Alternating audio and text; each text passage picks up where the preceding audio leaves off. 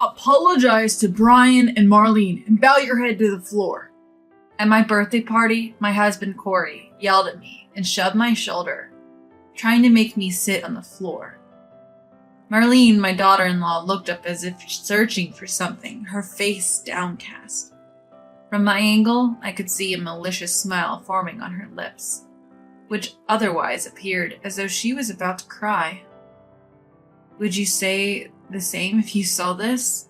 I presented something I had prepared in front of Corey's eyes. The time had come to reveal everything after being continuously mocked. My name is Sienna, and I turned 73 this year. Corey had stayed on as an advisor at his company even after retirement, but finally stepped down last year to enjoy his retirement. We've led a quiet, if ordinary, married life since we wed, without even arguing much. Our eldest son, Brian, got married a few years back and moved out. With our parenting duties complete and no other worries, life was good, though we're not exactly swimming in money. We've saved up a decent amount for our retirement. Living together with just Corey, there's really nothing we lack. We expected this peaceful life to continue. The change in our lives came with our eldest son and his wife moving in. Initially, they lived in a rental apartment, but they recently expressed a desire to live with us. True, Brian's workplace is closer to our home. Marlene is a housewife, so she doesn't have to worry about commuting. At first, Brian was the one who talked to me about it. Marlene has generally kept her distance from our home.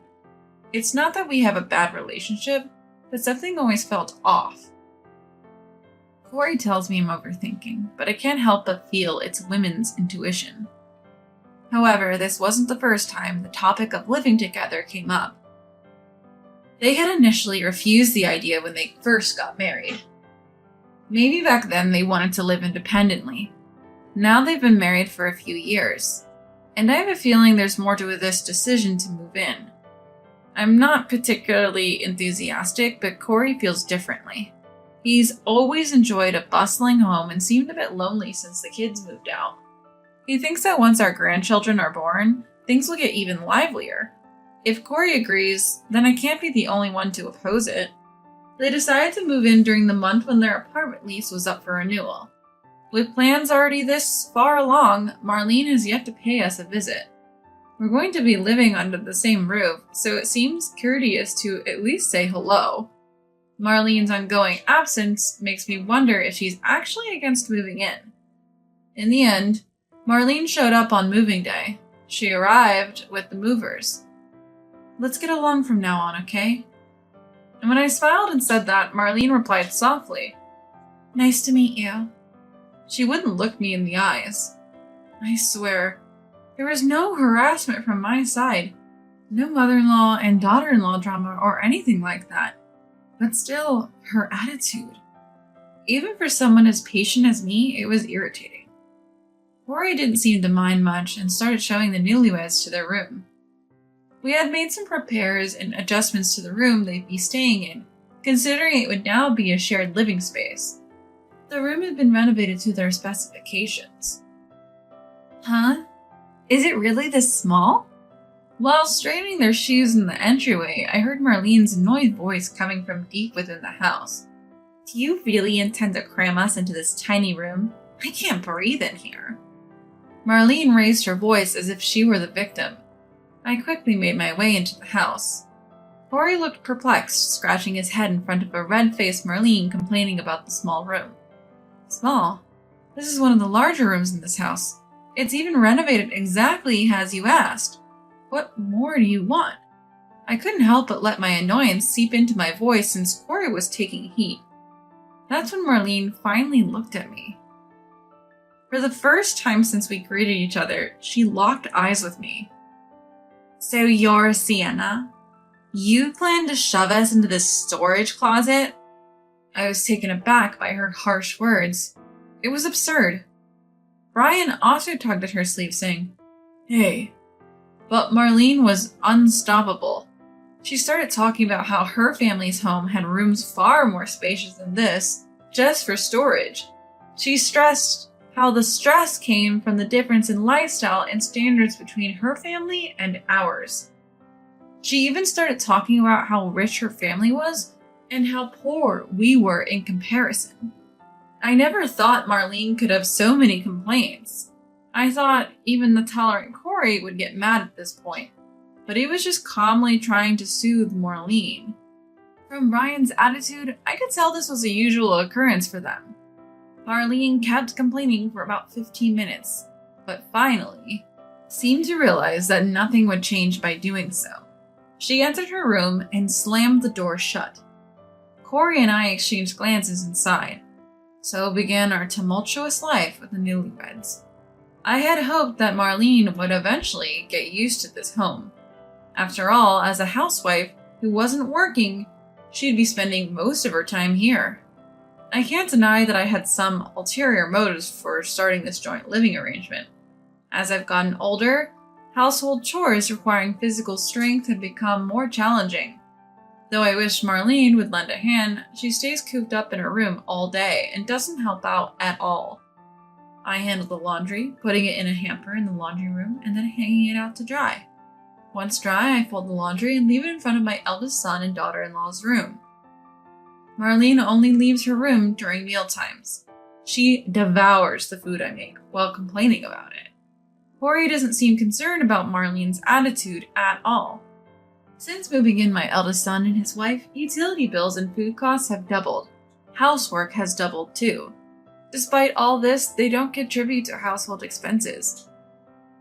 I felt emotionally and financially cornered. One day, I must have looked worn out. Corey brightly remarked, "Your birthday's coming up soon." I looked at the calendar, and sure enough, there was a mark on my birthday, a tradition Corey maintains every year. "What would you like for your present this year?" he asked. I sensed Corey was trying to cheer me up. I felt like I couldn't stay down in the dumps forever. Actually, there is something I want. I told Corey I wanted a wristwatch. The one I had was broken, and when I tried to get it repaired, they told me the parts were unavailable. Even though I don't usually wear a watch, I feel uneasy without one when I go out. Corey seemed to remember saying, "Oh yeah, it was broken."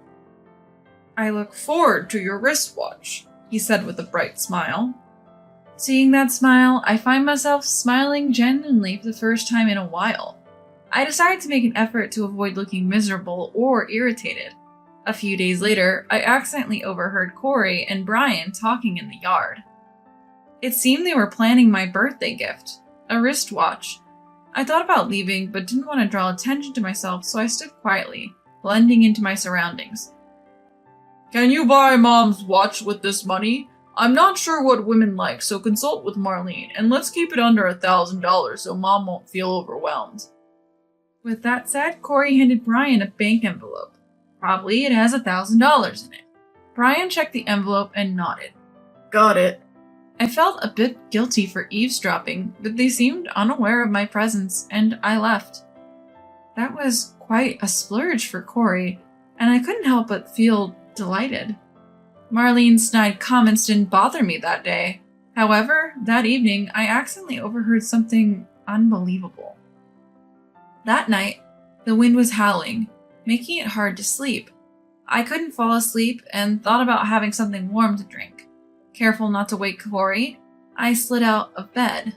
As I walked down the hallway, I noticed light coming through a gap in the living room door. I heard voices talking.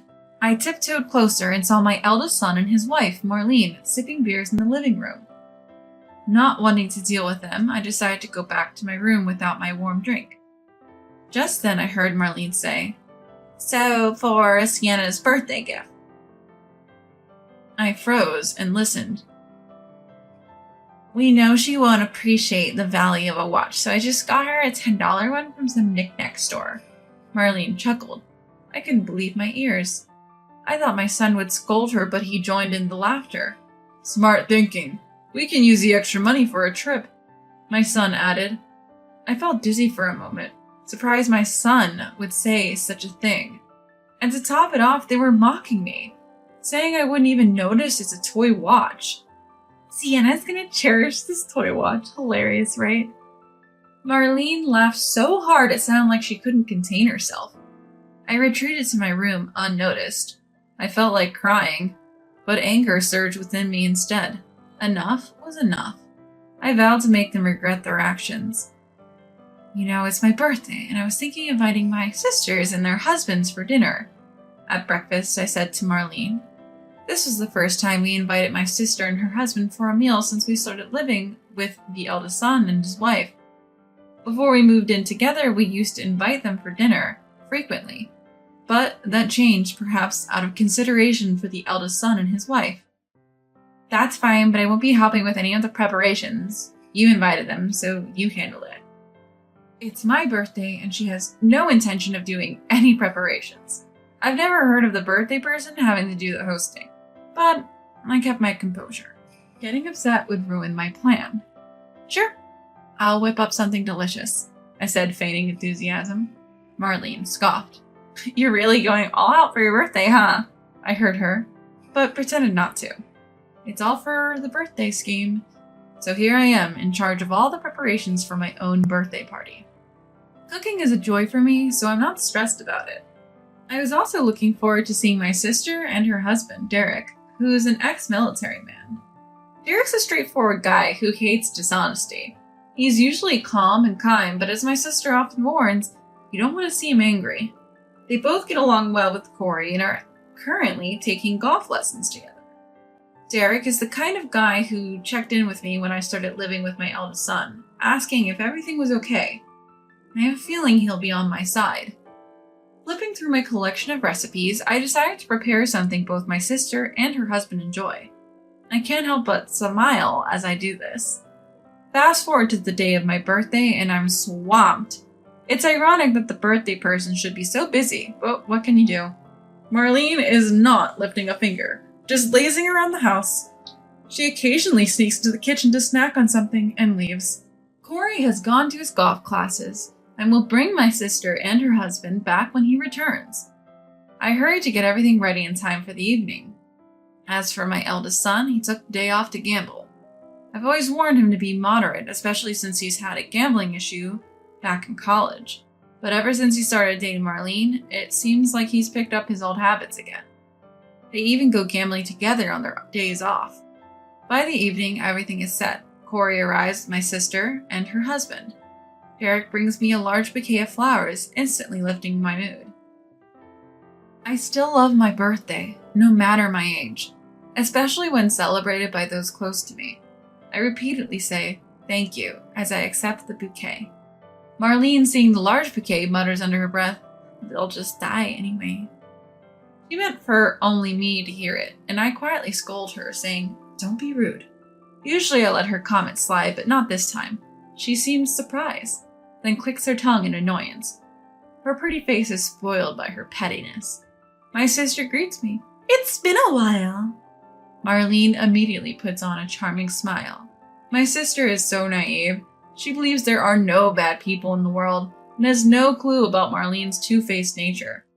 We gather in the living room for the birthday celebration. I prepared a large table with all of my sister and her husband's favorite foods, as well as Corey's.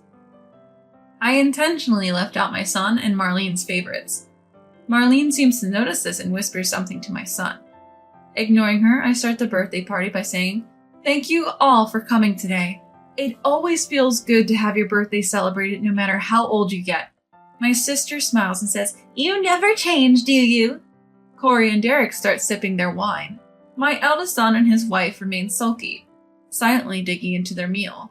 They occasionally nod or hum at our conversation, not really participating otherwise. As we near the end of dinner, my sister brings out a birthday cake from the fridge. I didn't prepare a cake myself, so this is a happy surprise. Although the number of candles is random, it reminds me of childhood birthdays I spent with my sister. We have a gift for you too. Take it as a present from all three of us, says Corey, nudging my eldest son. I catch Marlene, flashing a sly grin at that moment.